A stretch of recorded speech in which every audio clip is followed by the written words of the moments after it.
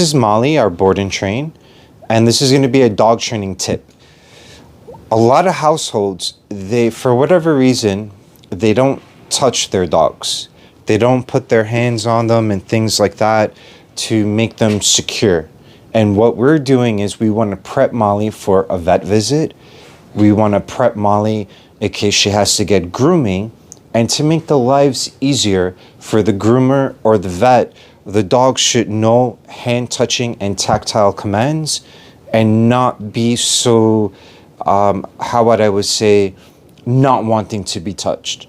So touching is a big part of the dog training, and we call this tactile commands. So I'm going to use food. I have a clicker, and if I want Molly to stand, and this is going to be an obedience table that we do. So she was just rewarded. Now I want to touch for sit. Okay. And we do have that, and the dog is not mouthing me. I want to teach the dog that this means down. Okay. I'm going to teach the dog stand, which she does. I have a brush that we use, and I'm going to start grooming and brushing her. And this just makes life a lot easier. And this is something that a lot of households don't do. They leave it up to the groomer, they leave it up to the veterinarian, but it's like a psychological thing. If you never taught your dog restriction and you allow a stranger to put that restriction on, you're gonna have behavior problems. It's really not up to the groomer if you never did this type of training before, that you bring the dog to the groomer to groom the dog and the dog is screaming all over the place.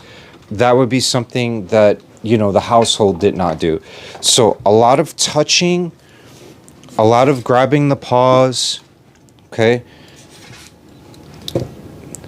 A lot of touching the back of the paws. We have to make the dog comfortable first before we take the dog to a stranger, to have the dog get groomed, to go to, how do I say, the veterinarian, because you don't want to put this problem on someone else, okay? You want to have deep practice and repetitions. Give the dog an advantage that being touched, that there's nothing wrong with it. And, you know, in my Facebook group that we have, there's a lot of owners that complain that they bring their dogs to the groomer and the dog is just like all over the place. That's not what we want. We want clear, coherent, that if I touch you, that's sit. If I push on your back, that's down. We want to build advantages and disadvantages. We want to be able to groom our own dogs before we send it to a professional groomer. It's just going to make life a lot easier when you do this type of commands.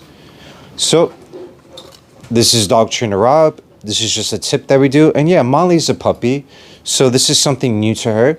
And this would resemble a grooming table. Nothing wrong with that. And we're just teaching her her advantages and disadvantages. Any questions that you have, leave them in the comment section. See you guys next video.